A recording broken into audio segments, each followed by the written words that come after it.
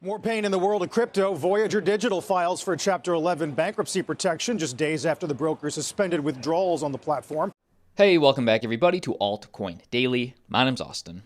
If you hold cryptocurrency, I have major updates that you should know as an investor. That includes breaking Celsius news, as well as lower cap altcoin news, and much more.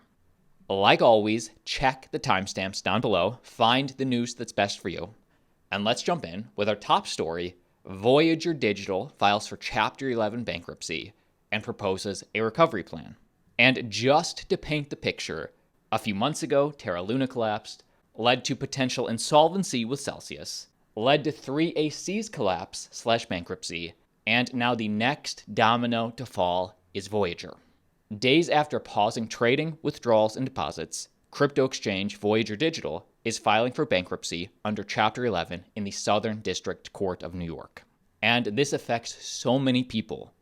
Voyager's Chapter 11 bankruptcy filing indicated that it is on the hook for anywhere from $1 billion to $10 billion in assets to more than 100,000 creditors.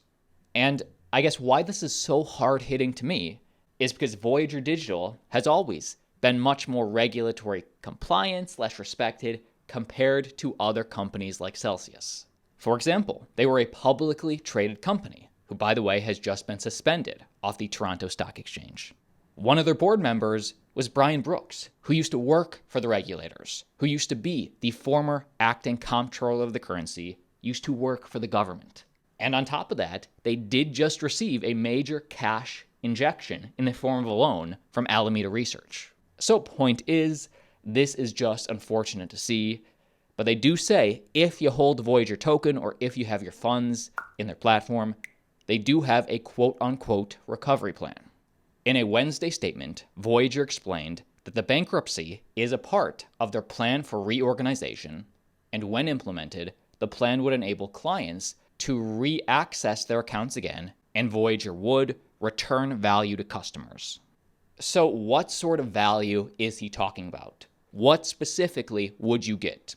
And in a direct tweet from the company's CEO, he did say, while this plan is subject to change, given ongoing discussions with other parties, as well as requires court approval, if successful, customers with crypto in their accounts will receive in exchange a combination of crypto in their accounts, proceeds from the 3AC recovery, common shares in the newly reorganized company, as well as Voyager tokens.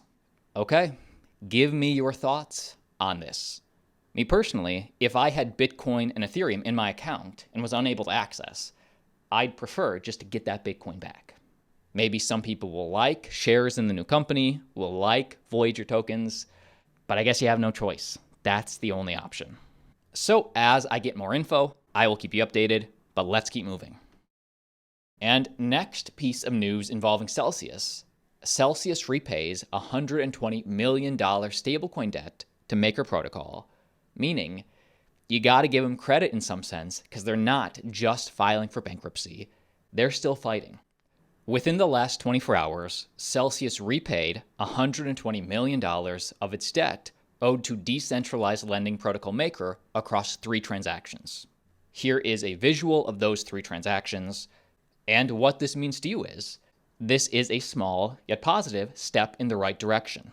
By paying down its Maker debt, Celsius has de-risked its loan position from potential liquidation. In decentralized finance, liquidations occur when traders cannot repay their loans on time, and the protocols automatically sell their collateralized assets. And if Celsius gets liquidated, that will lead to massive sell pressure for Bitcoin, for Ethereum, etc. Now, this repayment has helped reduce the liquidation price on WBTC, wrapped BTC collateral, to now less than $5,000. So I believe what this means is, unless the price of BTC drops below $5,000, then we're in the clear. If it does drop below this price point, then Celsius will be liquidated, their assets will be automatically sold. My final question is, if Celsius just repaid over $120 million, how close are they to repaying back everything and just getting back to status quo, being done with this? On-chain data suggests that Celsius's obligations are complex and it maintains collateralized loans on multiple lending protocols. The firm still owes $82 million to Maker, $100 million to Compound, and $175 million to Aave. So it seems like they still have a long way to go, but at least they're making progress, pushing that liquidation price down, which I like. Also, good news, FTX CEO says the worst of the crypto liquidity crunch is over. So of course, nobody knows the future, but maybe a great time to start DCAing in if you haven't already.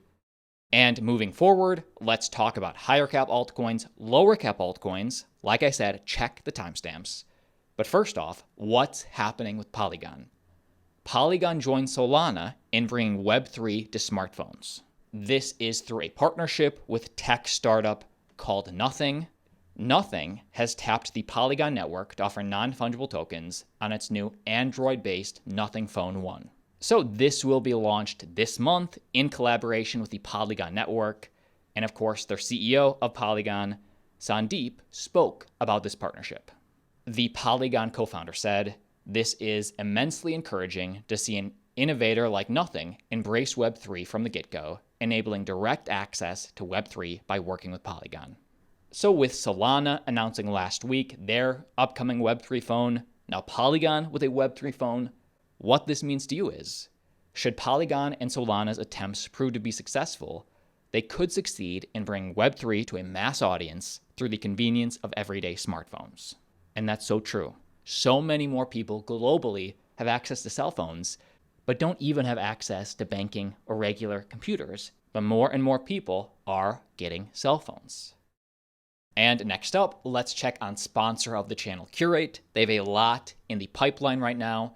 But just as a reminder, what is Curate again? Well, Curate is the world's first in-app NFT marketplace, making buying, selling, and minting NFTs not only simple, but gas-free. So it's on iOS, it's on Android, it's on desktop. And if you like NFTs, I loved this visual. This is an NFT marketplace comparison showing the differences between Curate and OpenSea, Rarible, Luxrare, etc. And you can see some of the major differences are Curate is carbon neutral, it is cross-chain, it's gasless, there's free minting and bidding, they also offer physical goods in the marketplace, we'll talk about that, and much more. The current metrics for Curate right now is over 6 million of their tokens staked in the platform, over 117,000 registered users using the platform, and of course, looking at the active NFTs for sale, over 117,000 as well. So the growth is there, but the news today is this, that Curate is not just a single product company, but more of an ecosystem to support the creator economy. For example, they have a new play-to-earn game in the works called Excursion. Gasless gaming is coming. Build, battle, bet with Curate's first play-to-earn game.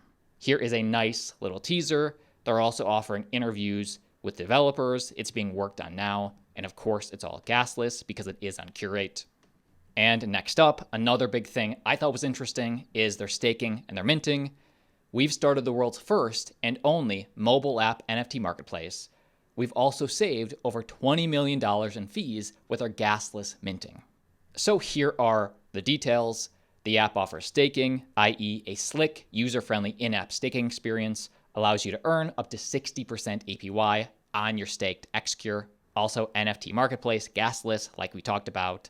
Also minting of NFTs, up to 0 commission fee and 0 gas fees to mint on X-Chain. And of course, multi-chain, soon the Solana blockchain, Algorand blockchain, AVAX, Binance, and much more. So of course, multi-chain is the future. And finally, big piece of news, they are doing a fully reworked desktop NFT experience coming at the end of this month. While in 2021, last year, it was of the utmost importance to the team to get the mobile app up and running to an excellent standard, now that that is accomplished, we have turned our attention more directly to the desktop app. As they say, our enhanced minting page on desktop is shaping up well, solving the problem that minting NFTs is complicated and expensive. Well, with Curate, you can mint in 5 seconds for free. Here is a nice little teaser. Boom, here it is. And of course, they already have something like this on mobile. Now they're enhancing desktop. All right, give me your thoughts on this down below. And I would be remiss if I didn't show you their physical marketplace, their peer-to-peer marketplace, which went live back in 2021, where you can buy and sell physical goods, first on-chain peer-to-peer marketplace with one-click NFT physical listings. We can check out their web app, and here it is, selling physical goods on-chain, like a black Bitcoin hat, little stuffed animal, etc., as seen here. And by comparison, this is their NFT marketplace, similar to the OpenSea displays, etc., but of course with gasless options. Let's keep moving. But next up, speaking of growth/progress, major news from Injective protocol. The CosmWasm smart contract layer is now live on Injective, meaning smart contracts are now live on Injective. Here are the details on what this upgrade includes. Injective's CosmWasm mainnet upgrade includes smart contract support, binary options support, negative maker fees. They are a derivatives trading protocol first and foremost, interchange accounts, and a handful of other major improvements. And let's go further. What exactly is CosmWasm? CosmWasm is an advanced smart contracting platform built for the Cosmos ecosystem. Cosm refers to Cosmos, while WASM refers to WebAssembly. CosmWasm uniquely enables developers to build multi-chain smart contracts, making use of the inter-blockchain communication IBC protocol. Also, the big revolution in all this is all automatic, i.e. smart contracts, on the blockchain. This Injective mainnet upgrade will allow smart contracts to be executed automatically at every block. And of course, how this will affect the Injective community is that CosmWasm will allow developers to build more complex features and applications on Injective. Injective will now be the only blockchain that allows for self-executing smart contract logic. This will bring more builders, users, and community members, growing the Injective ecosystem as a whole. All right, cool to see the progress, cool to see the growth. I will keep you updated. And next up, quick piece of news, Binance to extend their zero-fee Bitcoin trading globally. So the crypto exchange is rolling out a program that started in the US last month to its global client base. And this is for Bitcoin trading specifically, so trading fees are being eliminated across 13 stablecoin and fiat combinations, including BTC, USDC, USDT, and USDC, and BTC, BUSD, etc. Very interesting. And you know Binance is doing well when they can just turn off their revenue for their highest volume spot pairs. Wow. Bear markets are where the strong survive. All right. Good on Binance. Here was that announcement from CZ. But that is the video. My name's Austin. Like always, see you tomorrow. And by the way, have notifications turned on because our interview with Michael Saylor, really great conversation, about to drop very soon. See you tomorrow.